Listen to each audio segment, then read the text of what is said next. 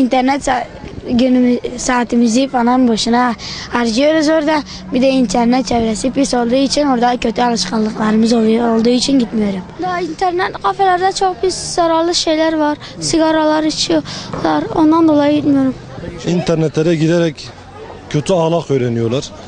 Özellikle ailelerin buna çok denetlemesi lazım. Üzerlerinde çok durması lazım. Yani çocukları takip etmeleri lazım.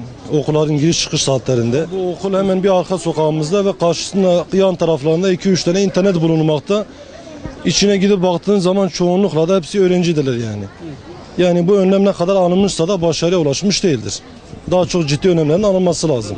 Genellikle internet kafelerde denetim yoktur.